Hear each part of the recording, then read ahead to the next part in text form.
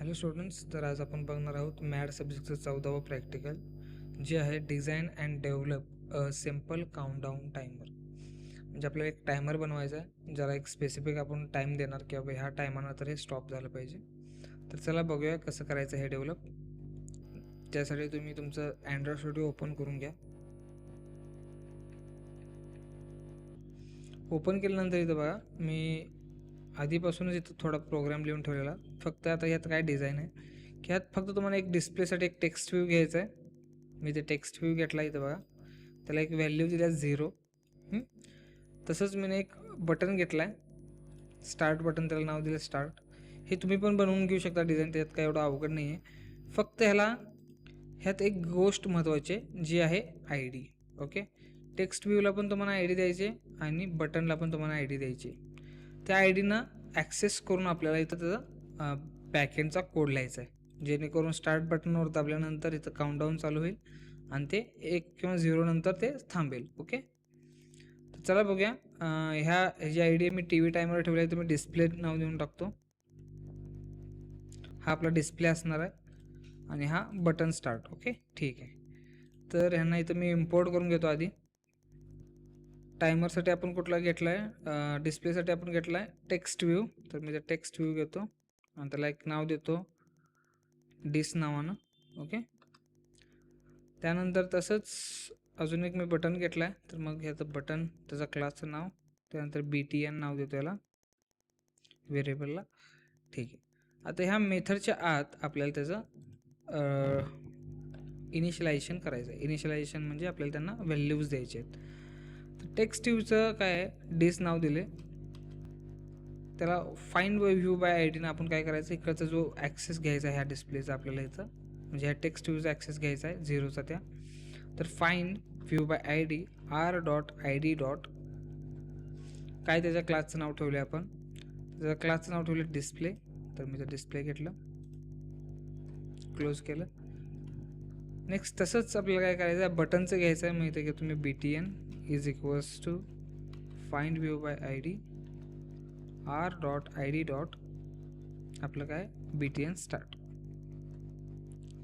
ठीक आहे, दोन्ही पण झालं. इथं काय एरर येतं, ठीक आहे, एरर नाही आहे इथं. ठीक आहे, सेव्ह केलं आपण.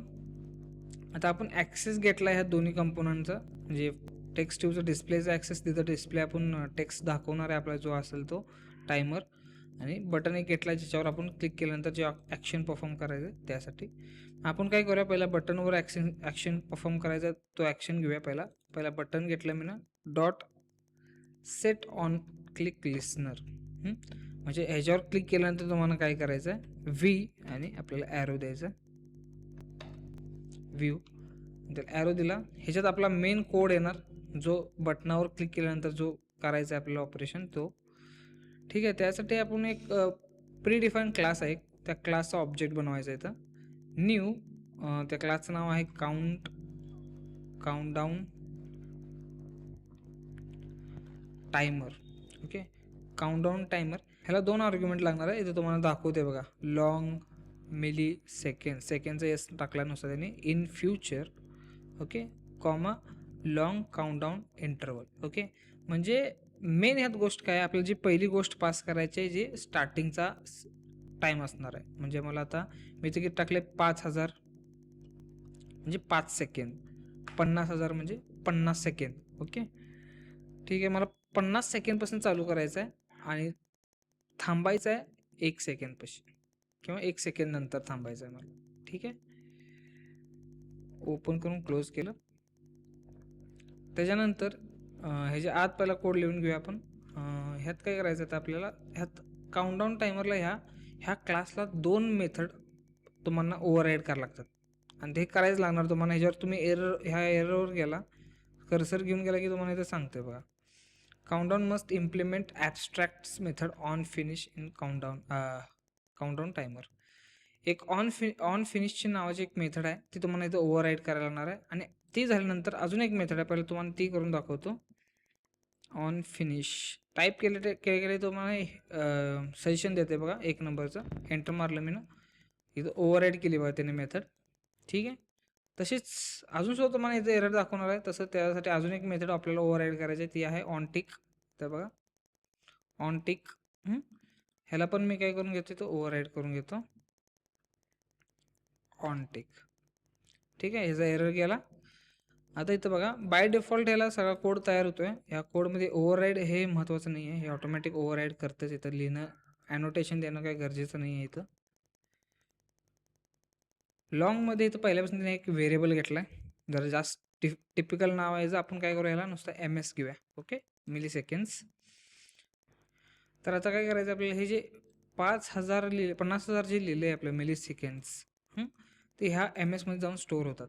ओके, मग आपल्याला काय करायचं, हे जे 5000ची जे मिली सेकंड जे टाईम आहे ते आपल्याला डिवाईड करत जायचं आहे, एक सेकंदनं कमी करत जायचं आहे.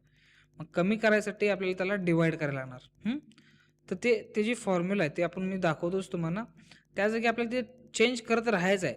जिथं चेंज करायचं आहे ते आपल्याला दाखवायचं पण आहे डिस्प्लेला. ओके, मग त्या डिस्प्लेला ॲक्सेस करायला लागणार आपल्याला. इथं डिस नाव दिलं मी त्याला, डिस dot set text. Set text method कशासाठी वापरतोय, ज्या तिथं 0 लिहिलं आपण, इथं जे डिझाईनमध्ये तुम्हाला इथं 0 दिसतंय, ह्याचं जे व्हॅल्यू चेंज करून कशामध्ये तर आपण जे व्हॅल्यू चेंज करायची ती ह्यात लिहायची. आपल्याला काय व्हॅल्यू पाहिजे आहे, तर मला इथं पहिला जरासं स्पेस पाहिजे आहे, प्लस त्यानंतर आपल्याला लिहायचं आहे की बाबा कुठला टाईम दाखवायचा आहे. टाईम मला पहिला दाखवायचा असणार आहे 50 सेकंड दाखवायचा आहे. मग इथं 50 सेकंडसाठी 5000 मिली सेकंड घेतला आहे आपण. मग तो 5000 millisecond, 50,000 milliseconds divided by 1 second म्हणजे 1000 मिली सेकंड. ओके, हे काय करणार, पहिला 50 प्रिंट करणार, त्याच्यानंतर 50 नंतर 49, मग 48, मग 47, असं करून हळूहळू करून डिक्रीज होत हे प्रिंट करत राहणार. हा फॉर्म्युला त्याच्यासाठी आहे. आणि तो डिस्प्ले केला आपण डायरेक्ट त्या 0 जागी. ओके, त्यानंतर जेव्हा हे सपेल, म्हणजे जेव्हा आपलं 1 सेकंड कंप्लीट होईल, पूर्ण टोटल सगळे सेकंड्स कंप्लीट झाल्यानंतर काय प्रिंट करायचं आहे त्या टेक्स्टच्या जागी ते पण लिहून घेऊया. इथं डिस dot set text finish. Okay, ठीक आहे, आपला बॅकएंडचा प्रॉपर कोड सगळा झालेला आहे. फक्त आता इथं तुम्हाला एक एरर दिसतंय बघा, इथं तुम्हाला एरर दिसते लास्टला. इथं काय करायचं, तुम्हाला लास्टला स्टार्ट करायचं, याला डॉट स्टार्ट मेथडला ह्याला कॉल करायचा आहे. मग काय होणार, ते एक्झिक्यूट होणार. त्याशिवाय हे एक्झिक्यूट म्हणजे ह्यातला जो कोड आहे हा एक्झिक्यूट होणार नाही. ओके, स्टार्ट करायच्या आधी काय करा माहिती आहे, इथे मी इथं डायरेक्ट 50,000 टाकले. ते तुम्हाला जो आपण इथं व्हेरिएबल घेतला आहे लँगचा, तो MS इथं टाकायचा. ओके, डायरेक्ट इथं तुम्ही 50,000 टाकू शकत नाही. याला तुम्हाला इथं व्हेरिएबल आहे जे जेणेकरून काय करते, ते व्हॅल्यूज कमी करत राहते, डिवाईड करून त्याचे परत चेंज झालेली जी व्हॅल्यू आहे ते इथं दिसणार तुम्हाला. ओके, त्यासाठी आपण इथे MS घेतला. परत आत्ता एक्झिक्यूट करून बघूया आपण, आपले जे फोनमध्ये आपल्या एक्झिक्यूट करून बघूया ॲप्लिकेशन.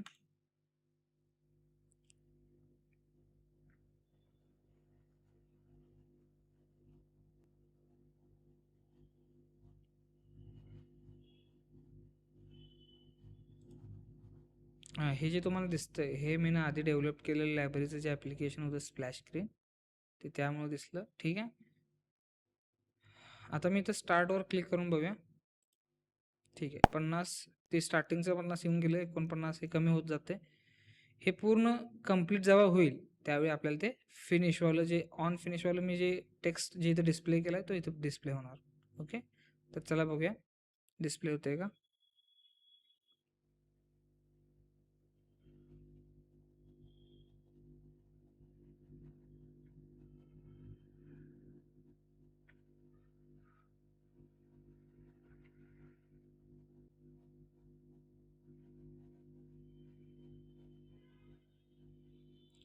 तर इथे तुम्ही बघू शकताय इथं फिनिश आलेलं आहे, म्हणजे जे टेक्स्ट आपण जे ऑन फिनिशच्या मेथडमध्ये टाकलेलं ते टेक्स्ट इथे डिस्प्ले होतं आहे.